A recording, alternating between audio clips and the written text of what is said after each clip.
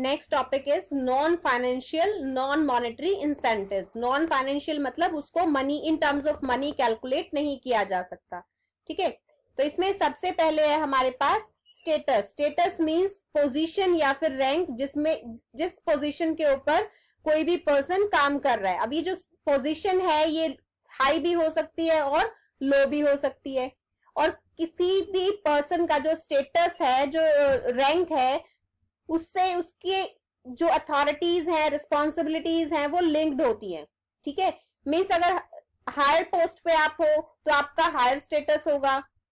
ठीक है, आपकी हायर रिस्पॉन्सिबिलिटीज होंगी, हायर अथॉरिटीज होंगी। तो जो स्टेटस है ये किस नीड को सेटिस्फाई करता है? अगर हम मॉस्लो नीड के अकॉर्डिंग बात करें तो ये एस्टीम नीड को सेटिस्फाई कर रहा है। इसी के according organisational climate. Organisational climate क्या है? हमारा वर्किंग एनवायरमेंट, कि वहां पे वर्किंग एनवायरमेंट क्या है, क्या आपको अपने पॉइंट्स रखने की फ्रीडम है, क्या आप एक मीन्स आपको इंपॉर्टेंट फील करवाया जाता है ऑर्गेनाइजेशन के अंदर। ठीक है, तो ये चीजें क्या है? ये ऑर्गेनाइजेशनल क्लाइमेट दिखाती हैं, आपका वर्किंग एनवायरमेंट दिखाती हैं।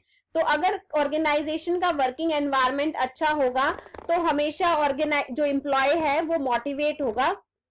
Next one is career advancement opportunity. Career advancement हर कोई चाहता है। ठीक है, अब कैरियर एडवांसमेंट के लिए क्या किया जा सकता है? ट्रेनिंग प्रोवाइड की जा सकती है। ठीक है, उनको वर्कशॉप्स अटेंड करवाई जा सकती है, सेमिनार्स अटेंड करवाए जा सकते हैं, ताकि वो अपने आप को ग्रो कर सके, कैरियर में प्रमोशन के चांसेस उनको मिल सके। इसी तरीके से जॉब एनरिचमेंट। जॉब एनरिचमेंट का मतलब क्या है?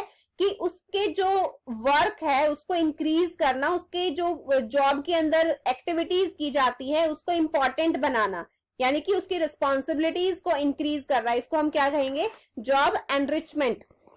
लेकिन जब भी जॉब एनरिचमेंट किया जाता है तो ये चीज ध्यान रखी जाती है कि उसको उस एक्टिविटी को परफॉर्म करने की नॉलेज होनी चाहिए, उसके पास एक्सपीरियंस होना चाहिए। ठीक है, अदरवाइज हम क्या करेंगे? उसको ट्रेनिंग सेशंस देंगे, उस काम की नॉलेज देंगे, उसके बाद ही उसको उसकी जॉब को एनरिच करेंगे। ठीक है, इससे क्या होगा? वो मोटिवेटेड फील करेगा, एक ऑर्गेनाइजेशन के साथ जुड़ा हुआ फील करेगा और काम को करना शुरू करेगा अच्छे से।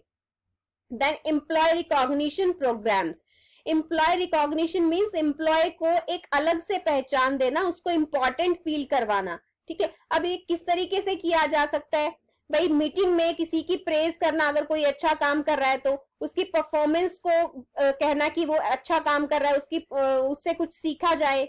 इसी तरीके से अचीवमेंट बोर्ड्स होते हैं ऑर्गेनाइजेशन के अंदर, वहां पे उन बोर्ड्स के ऊपर उसकी पिक्चर लगाई जा सकती है और उसकी अचीवमेंट को एक्सप्लेन किया जा सकता है, या फिर उसको मैरिट सर्टिफिकेट दिया जा सकता है, उसको मोमेंटो या गिफ्ट दिया जा सकता है ऑर्गेनाइजेशन की तरफ से सभी के सामने, या फिर उसके जो वैल्यूएबल सजेशंस हैं मीटिंग में उसको ये कहा जा सकता है कि आपने बहुत अच्छा काम किया, तो आप अपने वैल्यूएबल सजेशंस जो हैं वो मीटिंग के साथ शेयर करो, ताकि आपसे दूसरे जो एम्प्लॉयज हैं वो भी लर्न कर सकें। ठीक है, तो इस तरह की रिकॉग्निशंस भी दी जा सकती हैं। Next is job security. Job security भी एक बहुत अच्छा नॉन मॉनेटरी मोटिवेटर है, कि अगर आप किसी भी पर्सन को जॉब सिक्योरिटी दे रहे हो, यानी कि उसको परमानेंट कर रहे हो, तो जो उसके माइंड में कंफ्यूजन है या फिर जो स्ट्रेस रहता है कि पता नहीं मेरी जॉब कंटिन्यू होगी या नहीं होगी, वो स्ट्रेस डिक्रीज हो जाता है और वो फ्री माइंड से ऑर्गेनाइजेशन के अंदर काम कर सकता है ऑर्गेनाइजेशनल ऑब्जेक्टिव्स को अचीव करने के लिए। Next is employ participation. Employees को एनकरेज किया जाए, उनको मीटिंग्स में बुलाया जाए, उनसे पूछा जाए कि क्या ये प्रॉब्लम है, इस प्रॉब्लम को किस तरीके से सॉल्व किया जाना चाहिए। मींस उनके साथ जो ऑर्गेनाइजेशन के इश्यूज हैं वो डिस्कस किए जाएं। मैं ये नहीं कह रही कि सिक्योरिटी खत्म कर दी जाए बिल्कुल ही, लेकिन जो ज्यादा इंपॉर्टेंट इश्यूज नहीं है उनको उनके साथ डिस्कस किया जाए, ताकि उनको पार्टिसिपेशन का मौका मिले, वो भी अपने आप को इंपॉर्टेंट फील करे और मोटिवेट हो। इसी तरीके से एम्प्लॉय एम्पावरमेंट। एम्पावरमेंट का मतलब क्या है? उनको डिसीजन मेकिंग की पावर देना, अथॉरिटीज देना।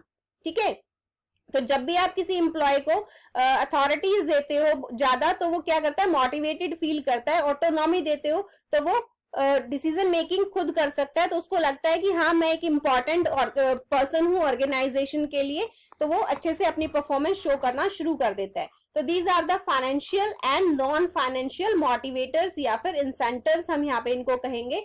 ये बेटा केस स्टडी की फॉर्म में पूछा जा सकता है कि जैसे केस स्टडी में मेंशन कर दिया गया 3 फ्रेंड्स हैं, एक फ्रेंड को बोनस दिया गया, ठीक है, बोनस नहीं कहेंगे, मतलब ये कहेंगे कि सैलरी से एक्स्ट्रा कुछ अमाउंट पे कर दिया गया, एक को मीटिंग में शाबाशी दी गई, उससे उसके व्यूज पूछे गए, तीसरे को ये कहा गया कि आप जो ऑर्गेनाइजेशन है उसके शेयर्स परचेज कर लीजिए और आप ऑर्गेनाइजेशन का एक पार्ट बन जाइए, ठीक है। तो इससे तीनों के बारे में पूछा जाएगा कि एक्स को किस इंसेंटिव से मोटिवेट किया जा रहा है, वाई को किस इंसेंटिव से और जेड को किस इंसेंटिव से। तो आपको क्लियरली बताना होगा कि किसको मॉनेटरी इंसेंटिव से मोटिवेट किया गया, किसको नॉन मॉनेटरी से, ठीक है। और साथ के साथ ये भी बताना होगा कि एक्स को बोनस दिया गया, वाई को जो भी एग्जाम्पल लिया था मैंने, ठीक है, इसी तरीके से जेड को क्या इंसेंटिव दिया गया। क्लियर, इसमें स्टॉक ऑप्शन आ गया, भाई जेड को स्टॉक ऑप्शन का जो इंसेंटिव्स हैं वो दिए गए, उसको पार्टनरशिप दी गई थी। तो इस तरीके से क्या है यहाँ पे कहेंगे हम, अच्छा वाई को क्या था, वाई को रिकॉग्निशन दी गई थी, ठीक है। तो एम्प्लॉय रिकॉग्निशन प्रोग्राम्स वहां पे हम आइडेंटिफाई करेंगे। तो इस तरीके से हमें केस स्टडीज को सॉल्व करना पड़ेगा।